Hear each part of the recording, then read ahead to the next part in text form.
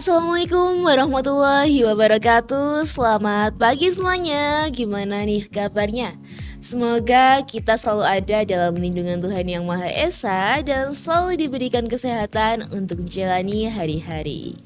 Senang banget aku Kalista bisa hadir di The Best Podcast. Podcastnya SMP Negeri 2 Sleman. Unggul, berwawasan global, dan berakhlak mulia. Oke teman-teman, kebetulan banget aku hari ini lagi ditemenin sama teman aku dari kelas 9B. Halo, aku Biel. Gimana nih kabarnya Biel? Baik banget pastinya. Oke, alhamdulillah. Dan teman-teman, pernah gak sih kalian ngerasa gelisah atau aneh, menjanggal di hati kalau kalian gak ikutin tren atau yang viral-viral di media sosial? Kalau pernah, berarti kalian termasuk orang-orang dengan golongan FOMO nih. Ayo kalian pernah gak nih FOMO? Jangan sampai ya teman-teman. Karena bos, investor, pengusaha, dan orang-orang sukses lainnya itu lebih memilih jalan mereka sendiri ketimbang ikutin kata netizen. Dan jangan sampai rasa takut itu menghantui pikiran kalian, karena mengikuti hati nurani itu lebih baik daripada mengikuti kata-kata netizen. Oke, dan sekarang kita bakalan bahas tentang FOMO versus JOMO. Kita bakalan bahas-bahas tentang dampak, tips dan trik biar percaya diri dan gak ikut-ikut lagi. Oke, kan kita baru mau bahas tentang FOMO dan JOMO nih ya. Iya. Yang pertama aku mau nanya nih, kan komen-komen di TikTok itu suka bilang FOMO, ih kamu apaan sih FOMO? Kira-kira FOMO tuh apa sih? Kenapa sampai diejek-ejek kayak gitu? Jadi FOMO itu adalah singkatan dari Fear of Missing Out, yaitu perasaan tidak nyaman kalau tidak mengikuti sebuah tren. Teman-teman sedang mencoba aplikasi baru nggak? Atau membeli barang yang sedang viral terus ke tempat-tempat trending. Nah, itu yang namanya FOMO guys. Kalau yang satu itu tadi apa? JOMO? Nah, kalau JOMO sendiri itu ada kepanjangannya, yaitu Joy of Missing Out, yaitu perasaan nyaman dan bahagia kalau nggak mengikuti sebuah tren.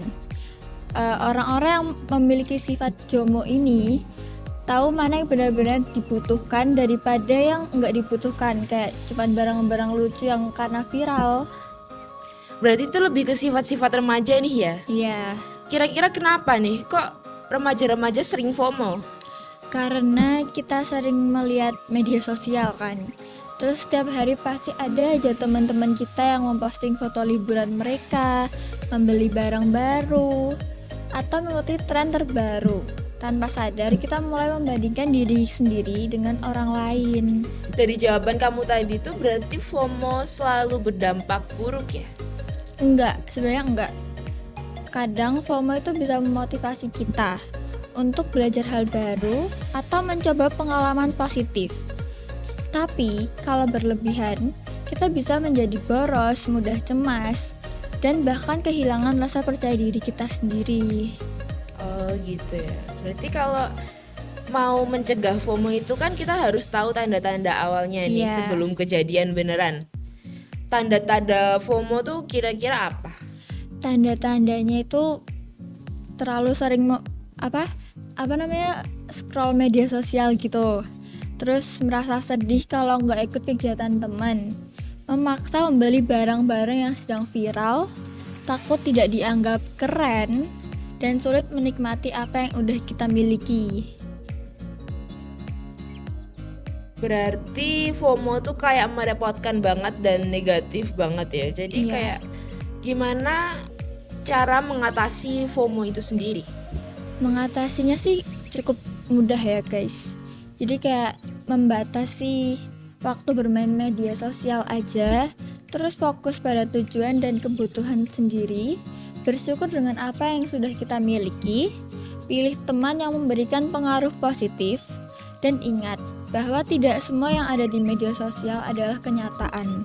Berarti dengan itu tuh kita nggak boleh dong ikut tren-tren atau semacamnya gitu? Kalau itu sih boleh banget ya sebenarnya. Cuman selama tren tersebut positif, sesuai usia, dan tidak merugikan diri sendiri maupun orang lain, dan tidak membuat kita mengabaikan tanggung jawab sebagai pelajar. Oke, jadi itu lebih ke keinginan ya daripada kebutuhan ya. Iya, Caranya buat membedain antara kebutuhan sama keinginannya itu kayak gimana? caranya tinggal tanyakan ke diri sendiri. Tanyakan ke diri sendiri kalau kamu benar-benar butuh itu apa enggak.